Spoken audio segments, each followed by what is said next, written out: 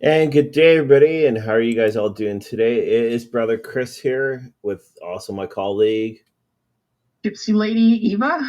Yeah, we do say welcome to everybody and everybody that's catching us on playback here underneath Podbean. Thank you very much to Podbean for allowing us to be able to host our shows now here underneath this wonderful app that and also distributes to a lot of different apps out there. So yes, we do say thanks a lot. Before we went live, though, Eva was saying though about some stuff that's happening over on her end of the world. Yeah, and our little square of farmland. I was saying that I remember as a child, a very young child, my grandparents still had the farm, and they were much younger also. And Memorial Day, 4th of July, and Labor Day, lots and lots of people from the city would come on out, and we would have bonfires, cookouts, that sort of thing. Yeah. And well, since my grandparents have passed, and most of the all of the farm has been sold off, but this weekend is like it used to be. My youngest brother and his wife were here Friday until today. Yeah. They're going to leave this afternoon. But my sister is going to be here along with a good friend of mine.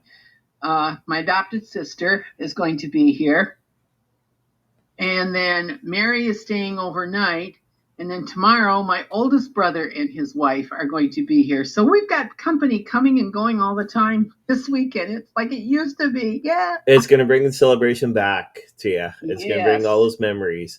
Are you guys are you guys going to have a big bonfire? No, there's really no place to do it anymore. Ah.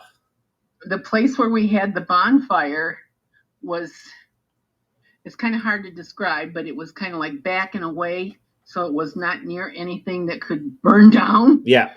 Or start another fire. Yes. And that's now all under corn. In fact, the corn is so high, that's an elephant's eye. Oh. Yeah. And it is surrounding us to the north, to the west, and to the south. And then across the road to the east, it's all corn. Okay. So we're in corn rooms. So basically, those people are driving down the road. It's sort of like a hidden driveway then. Yes. Yes. Always so fun. It's like awesome. That's part of being a farmer now. What used to be open farmland and used for cattle and that sort of thing is now all used for cash crops. Yes. Yeah, that's the best way to look at it. It's like, gosh, yeah, right where I'm going actually next Saturday, which next Saturday show will not be live with Eva, but who knows? I might be doing this actually in the car with the host actually of HauntingLIVE podcast, and he's on tonight. He's usually on every Saturday night. I think it's at 8:00. He's actually on. So yeah, that's right when he's live. So yeah. Anyway, so yeah, he's HauntingLIVE podcast host. I'll be actually in the car with him and also my sibling. So who knows if the show's going to be able to go through, but yeah, that's what's going on next week. All kinds of fun stuff. Yeah. I will be up north. For people though, just trying to figure out where north is. I'm in southern Ontario, so I'll be up in northern Ontario. I'll be past right where Eva is. Eva's sort of a boundary between southern and northern Ontario, but yeah, I'll be up in northern Ontario, right where the very first fort of the War of 1812 happened. Yes. And that's right where the British at the time went over to Fort Mackinac and took it over in one night, and the Americans came over to Fort St. Joseph and actually destroyed it. So it's all ruins right now. But there's a lot of great energy within that. So we'll be right back. Yeah. We'll be right back. History. Yeah. We'll be right back after this quick commercial. This arts and craft market at the Stratford Park Museum. 57 vendors showcasing handmade creations for the community to enjoy and purchase. Organizers say the goal of the market is to bring cultures together in peace and celebration while also exchanging knowledge. Alrighty, so yeah, we're back. All right, we're going to be dealing with today's topic. It's a continued sort of last week's topic, and that there is basically of how to get in contact with your spirits. Last week, though, we talked about tools that you can use, and the strongest thing was meditation that we talked about. You always need to meditate directly with the spiritual community. So, what would you say about last week's show? I thought it was a good show. I think we got a lot of good information out. I think the other thing is we could tell. Can I try that again? Yes. We were telling people that you don't have to follow any specific rules to try and get in contact with your spirit guide, because all you have to really do is be open. Yeah. Be willing. And meditation is the other key, as far as I'm concerned. Yeah. That's like awesome. So with this, go ahead. And dial 903 or whatever. Yes. So this week here, we're going to talk about symptoms so that people experience right when they're trying to connect. What they're doing right, what they're doing wrong. Some tips so that will actually help you more or less when you're doing like meditation or using actually tools, proper tools. Again, those we strongly suggest not to use the board, which is the Ouija board. So, well, I'm talking about for people that are brand new, not people that are experienced. Okay, I'll go with that. Yeah. The Ouija board, that's a whole. We could do several things on shows on that, because the Ouija board is very, very interesting. It has a long history. It is a lot of times associated with the devil and evil. Yeah. I feel that the board is neutral. It's what the spirits that you bring in and you are willing to let come in, if that makes any sense. Yeah, but you got to remember, though, some spirits are actually tricksters. That is true. That's why you start with protective. You put the protective stuff around you. One of the things that is the best thing that I have ever known, and I use it all the time, is quite simply the Lord's Prayer. Yeah. I don't know why, but that's probably one of the best protections. And I was told by a friend, a teacher of mine, not a friend, but a teacher of mine, that if you are going to use a Ouija board and you use the protections, an additional protection is to put salt around the board. Pure salt, not iodized salt or all this other crap. And what's even better is if it's Himalayan salt, because that's earth salt. Yeah. So that's just a suggestion. In fact, salt is a good thing to use for a lot of stuff when trying to connect with your spirit guides, because it does put up that protection. And you can tell and let them know who is allowed in and who is not. Yeah. So it helps. It's like, gosh. Yeah, for when I'm working with Trevor for actually investigating, we never use the board at all. Even though I personally know how to actually close it, and if it doesn't close, I know exactly what to do. A lot of people don't know what to do. But make sure it always says goodbye.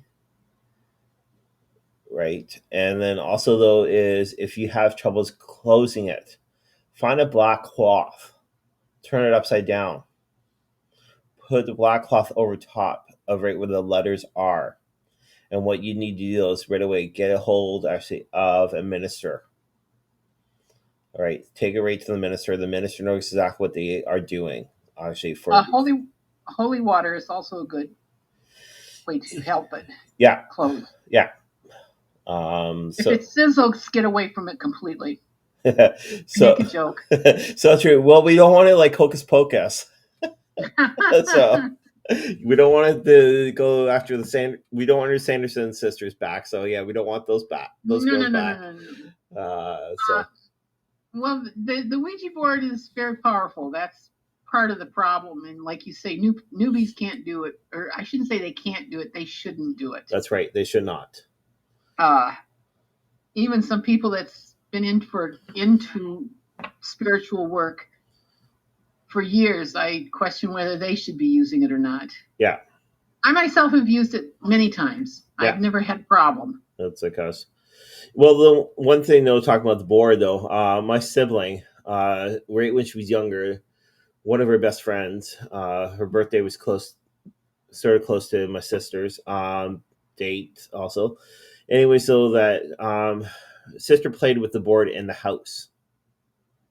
Okay, they didn't close the board the right way, and the friend turned around and said, "When am I going to die? How am I going to die?" Everything came all true. Now, though, that the house is empty, which is parents' house, sister wants me to get in there and do a full house cleanse. So I was like, yeah, sure. I had no problems because the last time I was actually in there doing a cleansing actually in the fruit cellar, I was pushed against the right wall, but my left hand got she marked. So, and it's not like most people would be like, oh, yeah, right. You were pushed against the wall. But I was not pushed against the wall on the right hand side. Sorry, on my left hand side. I was pushed actually on my right hand side. And left hand side is right where I got marked.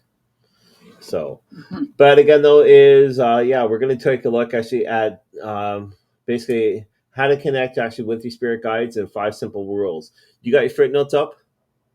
Yes, I do. Okay, all right. So is that the title? How to quickly contact spirit guide for the first? Okay, yeah, just making so sure. If we scroll down a little bit, actually on those pages, there are the footnotes I did up for you.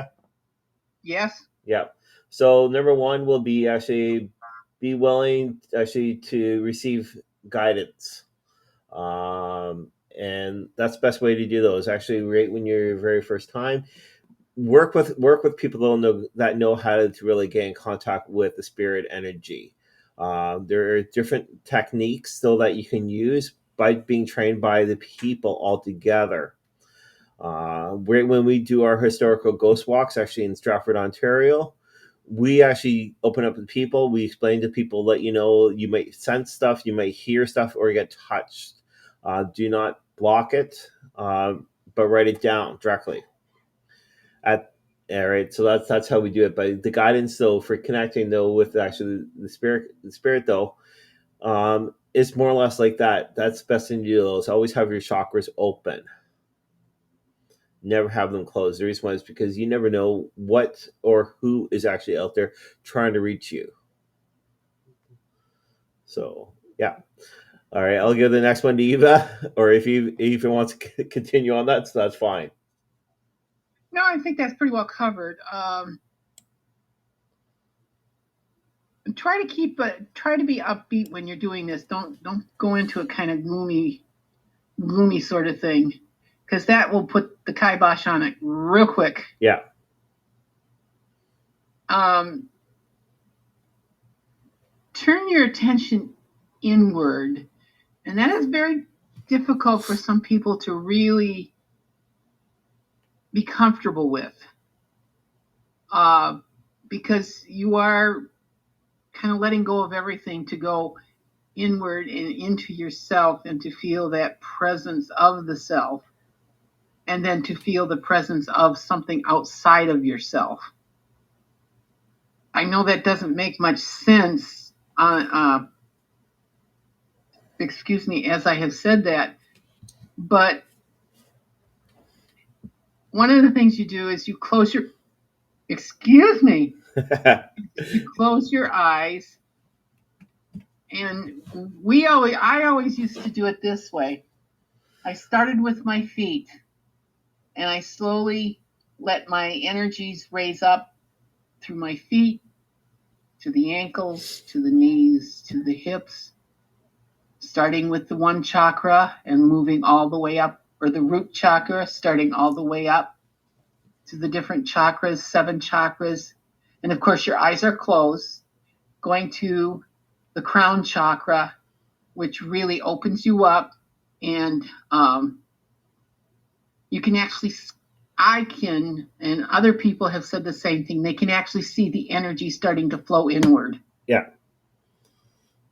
So it takes a little practice, but you can do it. Okay? Yeah. Yeah. So the next one, though, is basically asking for guidance. I might have said that at the first, though, but the second one, though, is a little bit more stronger. Right when you're basically connecting more with energy, ask the questions. Okay. So if you're connecting directly with the spirit, after meditating and all that, sometimes the spirits can come to you right away. They can come to you a little bit later. But once you connect actually with the spirit, though, ask the questions, the common questions, like questions though that you would actually ask a little child. Are you a boy? Are you a girl? Are you male, female? Ask those type of questions. All right. The guidance is actually going to come to you altogether. Yeah, and don't ask for when am I going to die? Who am I? You know, that sort of thing. Don't ask those kind of questions. Number one, if you're there using them as guidance or for the guiding, of the guides, you don't need to ask those questions, and it doesn't matter because you're there to find out more about the spiritual side of who you are. Yeah. Yeah. Sometimes I just want to yell, "You dumb cough, let that go." Yes, yeah. It's like it's funny though, because like for me though, right when I was younger, all right, I used to be an open book with the spirits. Spirits used to be able to come. I call my body the temple, so they used to come into the temple, all right, and take more control. But nowadays, though, since I'm much older and more experienced nowadays, it's like no, because you never know exactly what you're gonna let in and everything else. Best thing to do though is sort of put up that wall, but still let some of the spirits come through. All right. I'm sorry. Go ahead. Always ask those questions. I'm sorry. I was not laughing at you. I didn't see you. Oh, okay. I was giggling to myself. You said your body is a temple. I said, and I'm thinking, well, that's why I went into archaeology, because my body is a temple also. A crumbling, just, left ruin of a temple. Yeah. I'm sorry. It's like, gosh. So yeah, no, whenever you're connecting with spirits, it all depends on if you're using a tool, if you're using a pendulum, which we'll sort of get in more a little bit of pendulum after this, after these top 5. But basically though is ask them what a yes is. Ask them what a no is. All right.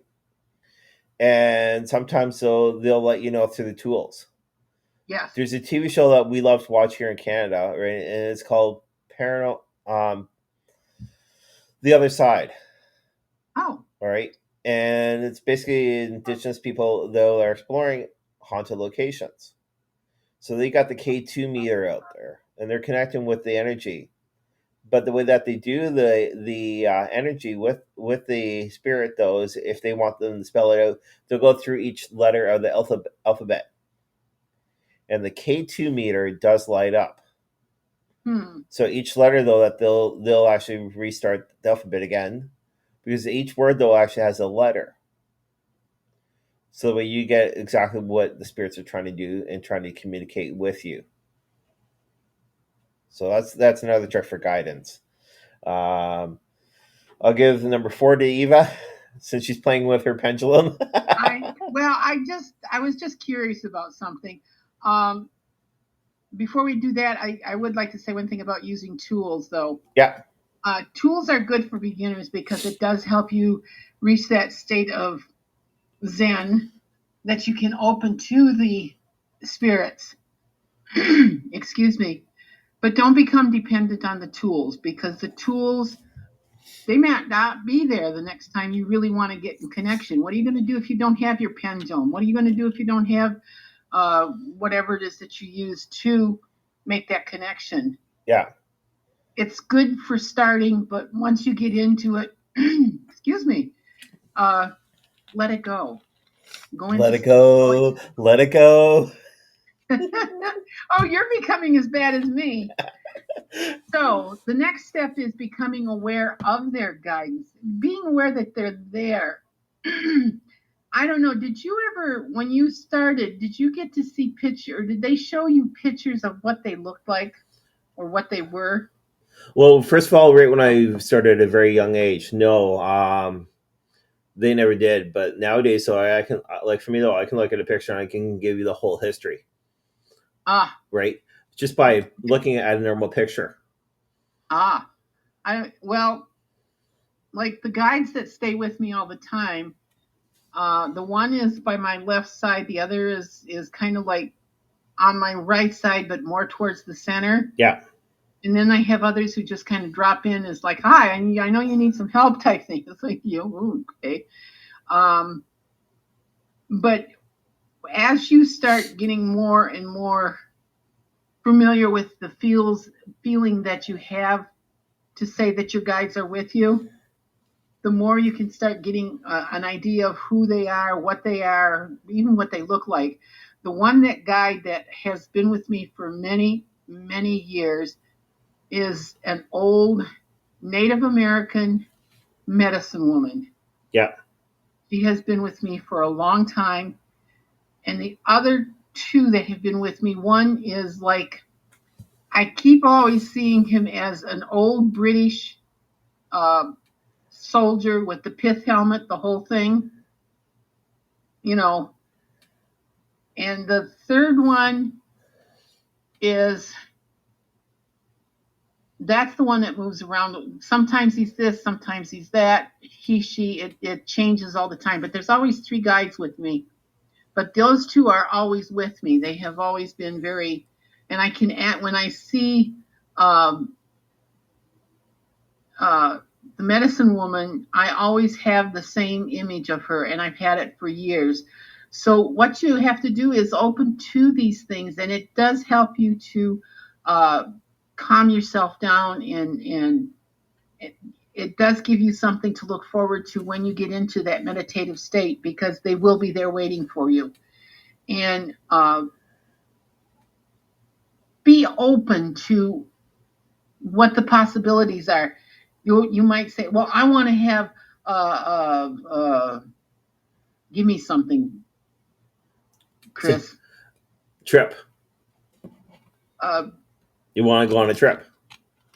well, no, I'm talking of a spirit guide. You want one Okay. that's like, say, an Irish druid priestess type thing. That might not be the one that comes to you. Yeah. Just because you want it doesn't mean you're going to get it. You might get something entirely different. You know,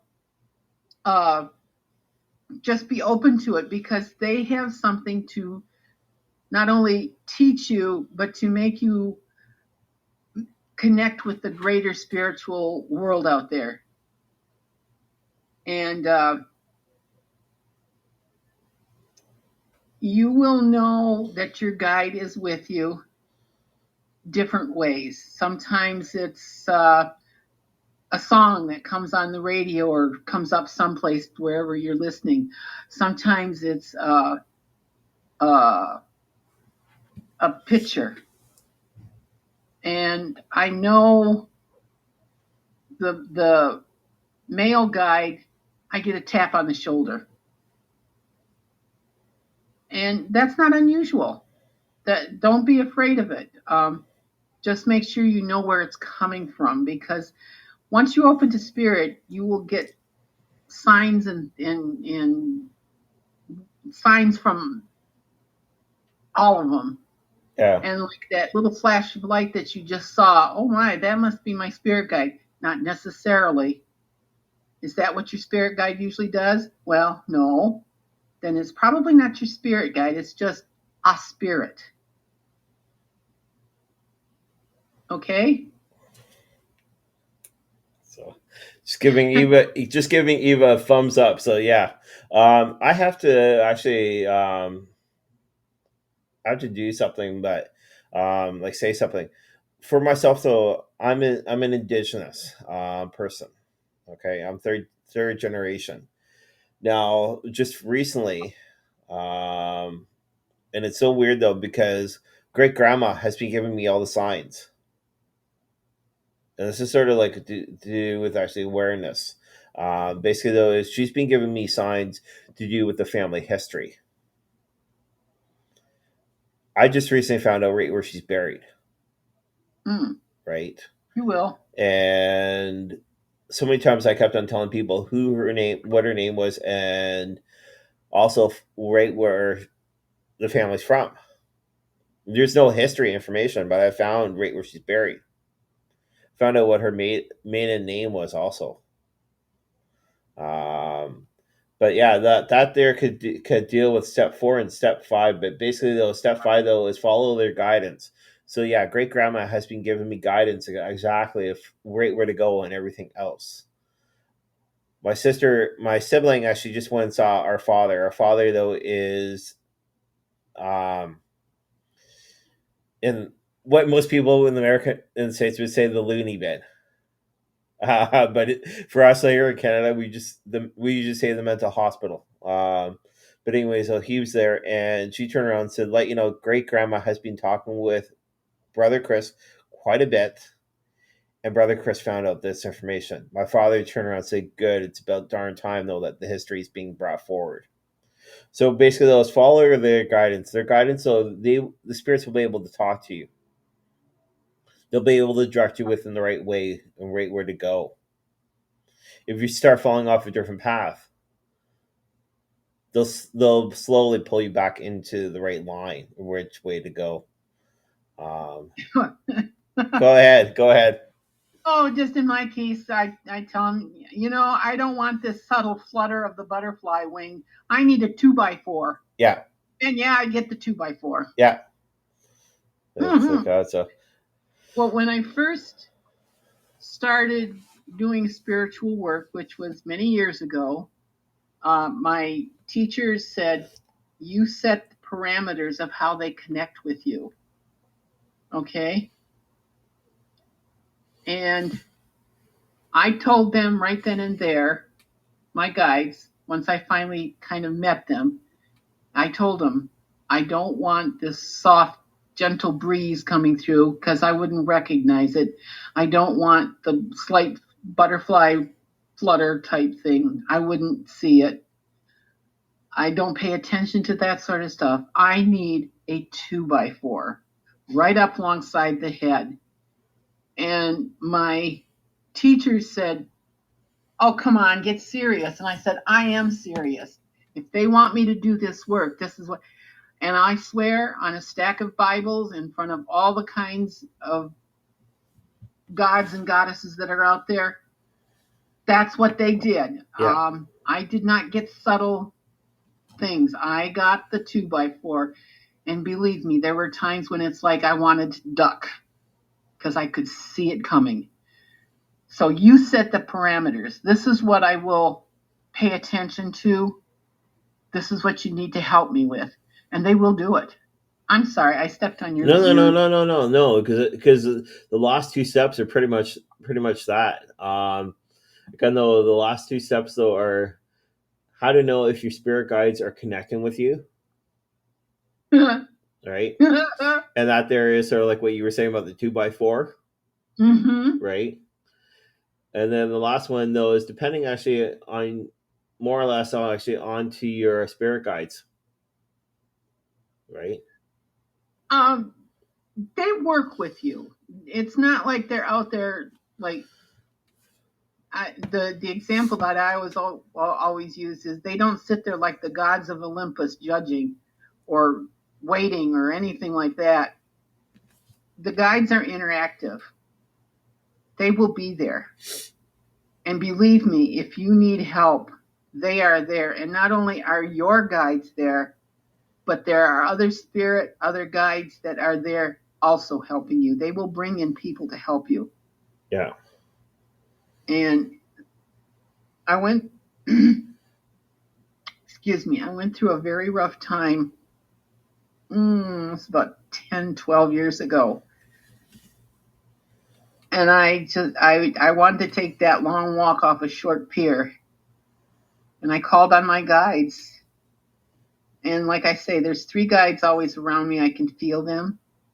And all of a sudden, it was like I was raised up on angel wings. I know that sounds kind of corny, but it's like I could feel it. And they're like, this is not your time to leave yet. Yeah. We will help you. And they were there. They helped me through. Yeah. That's so gosh. Well, the fun thing though is whenever I talk to people, especially with my own community, they're always like, "How do we know who our spirit guides are?" And I tell them they'll do meditation. Ask them. Yeah, ask them 100%, especially with animal, right? And we all have animal guides with us also, besides human beings. So yeah, basically those, like what you said though, is and I said, meditate, ask them right when you're doing that. They'll directly let you know is if they are with you and what their names are. Some of them will actually say, this is exactly what it'll look like. Best thing to do. Go ahead. I'm sorry. Well, I think because I am a graphics person, artist, if you want to use artiste, and because I am more visual than anything else, they do show me pictures and what they look like and how they interact with me, that sort of thing. It's more of a visual thing. And I think, following that, if you're more into sound and songs and that, then you will get more of a song thing. Yeah. Or more of a sound thing, not song thing. But song, yeah, you get songs too. I get songs too. Yeah. Yeah, sometimes songs actually have meanings actually in them for you. Oh, yeah. Right? So it's like, gosh. But yeah, so going with the pendulum. A lot of people are always asking, how do we work with the pendulum? How do we know the pendulum is actually meant for us? And this is due with last week's show. Somebody actually sent in a question like that to us. The pendulum, though, what I always say, though, is look at the pendulum, connect with the pendulum. Best thing to do, though, is actually put it in your what I usually say, though, is put it in your left hand, left arm, because that's the closest to the heart, which is one of your heart chakras. Okay. Sometimes, though, go ahead. But I was going to say, my left hand doesn't work. I can't use the left hand. Yeah. I've tried. In fact, when I was learning how to use the pendulum, that's exactly what they told us to do, and it did not work. And I was ready to quit the class, and the teacher said, no, just work with your right hand then. Yeah. Oh, okay. No problem. So in your arms, though, sometimes, though, you get tingling sensation.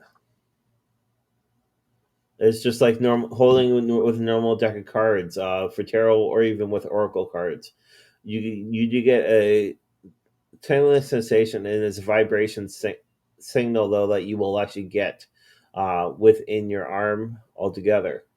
Now, best thing to do, though, is right when you actually hold your pendulum, hold it from the top of the chain. Let the thing connect more with you to start off with. Mine right now is mine is vibrating right now. Mine's swinging. Yours is swinging. Okay. Whenever you start using it, though, ask right away what yes is. Yes can be in different ways. Mine, though, swings forward and backwards.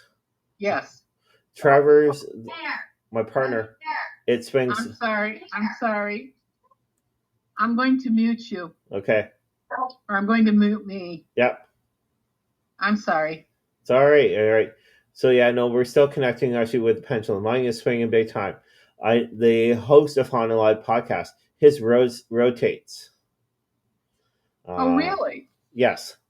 That's for yes.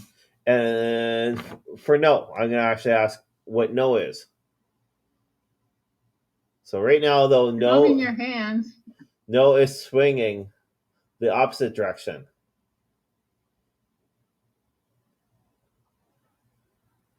Okay, can you see mine? Yeah. It's swinging towards you. Show me yes. Thank you. Show me no. Yours is rotating the opposite way now. What it looks like.